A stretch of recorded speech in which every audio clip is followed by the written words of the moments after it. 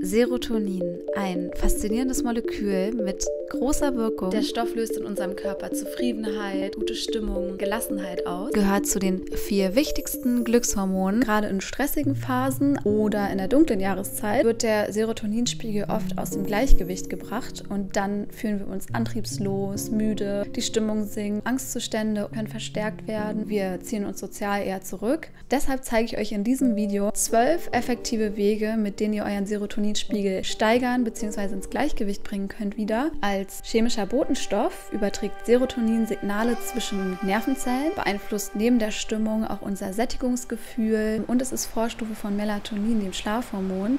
Das heißt, es reguliert auch den Schlaf-Wach-Zyklus. Dadurch hat Serotonin auch so einen krassen Einfluss auf unser emotionales Wohlbefinden. Deshalb steigen wir jetzt auch mal direkt rein. Erster Tipp ist viele präbiotische Lebensmittel. Präbiotische Lebensmittel sind Lebensmittel, die unseren guten Darmbakterien nämlich Futter liefern. Serotonin wird zu über 90% im Darm produziert. Die guten Darmbakterien spielen dabei eine ganz wichtige Rolle. Diese guten Darmbakterien, die fördern wir mit präbiotischen Lebensmitteln. Das sind so richtige Moodbooster. Dazu gehören zum Beispiel Artischocke, Spargel, Zwiebeln, Knoblauch, Porree. In dem Artikel zu diesem Video hier, da findet ihr eine richtig ausführliche, lange Liste von präbiotischen Lebensmitteln. Könnt ihr euch gerne einfach anschauen. Zweiter Tipp ist, nimm Tryptophan zu dir.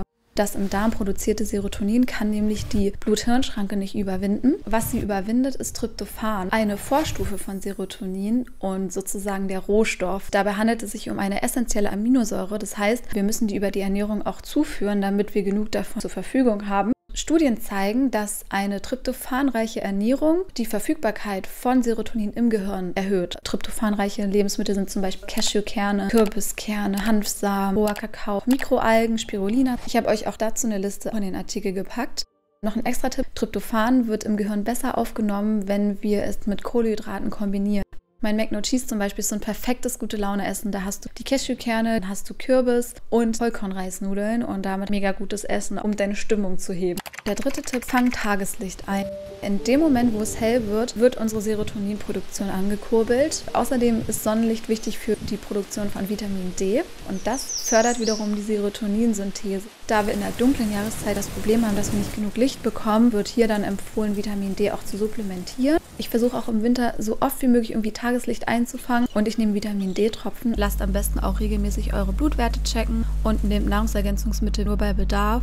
Vierter Tipp: Beweg dich jeden Tag. Bei körperlicher Aktivität werden auch Dopamin, Endorphine und Serotonin ausgeschüttet. Alles Neurotransmitter, die einfach unsere Laune nach oben schießen lassen. Das Gute daran ist, wir müssen auch nicht jeden Tag so super intens einen Workout machen. Das reicht schon, sich zum Beispiel länger zu dehnen, 10.000 Schritte zu machen am Tag. Das zu versuchen, auf jeden Fall jeden Tag ein bisschen spazieren zu gehen, sich so zu bewegen, sorgt dafür, dass ausreichend Tryptophan in unserem Gehirn zur Verfügung steht. Nummer 5, decke deinen Vitamin B-Bedarf. Wie Vitamin D gehören B-Vitamine zu den Helfern, die es braucht, damit die Serotoninsynthese reibungslos funktioniert. Und gute Vitamin B-Lieferanten sind zum Beispiel Erdnüsse, Hülsenfrüchte, Vollkornprodukte, auch grünes Blattgemüse und Fisch. Nummer 6, achte auf Omega-3.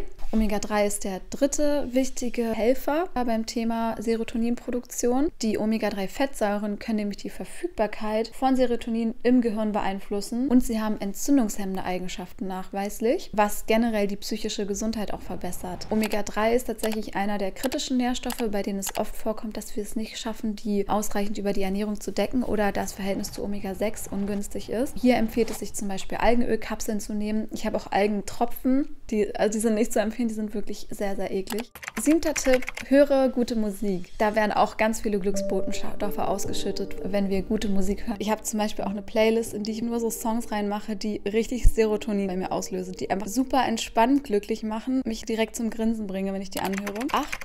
Verwende lieber vollwertige Zucker. Das fördert auch die Aufnahme von Aminosäuren, einschließlich Tryptophan, ins Gehirn. Industriezucker wirken sich auf Dauer auch negativ auf unser Darmmikrobiom aus und fördern eher die schlechten Bakterien, die der Serotoninproduktion im Weg stehen. Aus den Zuckerfallen rauskommen und auch Zuckeralternativen im Check.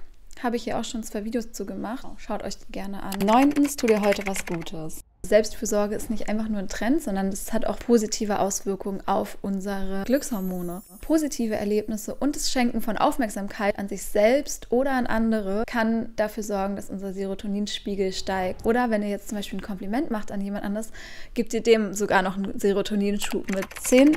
Meditiere regelmäßig. Meditation hat eine positive Auswirkung auf unsere Gehirnchemie. Außerdem führt es dazu, dass sich unsere Stressresilienz, also wie gut wir mit Stress umgehen können, auf Dauer verbessert. Und auch Stress wirkt sich ja wiederum negativ aus auf unseren Serotoninspiegel. Wenn dir Meditieren schwerfällt, ich kenne das Gefühl, also ich merke das, dass ich habe manchmal auch Phasen, da versuche ich zu meditieren und das Gedankenkarussell hört aber nicht auf und ich schaffe es nicht, mit der Meditationsübung im Hier und Jetzt zu sein. Dann mache ich stattdessen eine Hypnose, weil da geht es mehr darum, dass man seine Gedanken in eine bestimmte Richtung lenkt. Das kann dann trotzdem auch helfen, dass man runterkommt, obwohl man jetzt nicht komplett seine Gedanken ausschaltet. 11. Tipp, erhöhe deine Magnesiumzufuhr. Das ist auch noch ein Stoff, der richtig gut uns unterstützen kann dabei, dass die Serotoninproduktion gut funktioniert. Magnesium spielt nämlich auch eine Rolle bei der Aktivierung von Enzymen, die Tryptophan in Serotonin umwandeln. Unsere Resilienz, also wie gut wir mit Stress umgehen können, und den Schlaf kann Magnesium verbessern. Auch dazu habe ich euch Lebensmittel natürlich in den Artikel gepackt, die viel Magnesium haben. Ich nehme außerdem noch Sango-Meereskoralle. Das ist eine natürliche Calcium- und Magnesiumquelle. Das nehme ich abends einfach mit Wasser im Glas, 2 Kapseln aufgelöst und trinkt das. Und gerade wenn ihr es eine Weile mal nicht gemacht habt, man merkt extrem, wie positiv das sich auf den Tiefschlaf auswirkt. Also das ist auf jeden Fall noch eine mega Empfehlung, falls ihr da auch Probleme habt mit Schlafen. Der 12. Tipp, den Alltag romantisieren. Was ich damit so meine, ist, die kleinen Dinge einmal mehr sehen, die wir ja oft auch, wenn wir gestresst sind, dann irgendwie übersehen, was wir einfach auch alles haben. Also vielleicht den Arbeitsplatz einfach ein bisschen gemütlicher machen, Wasser aus einem Weinglas trinken, Lichterketten aufhängen, irgendwas Leckeres auf den Herd stellen, damit es überall in der Wohnung gut duftet. Und damit sind wir am Ende angelangt. Alle Informationen zu diesem Video und die ganzen Lebensmittel sind verlinkt. Was jetzt noch in der Pipeline ist, ist ein Video über Bauch und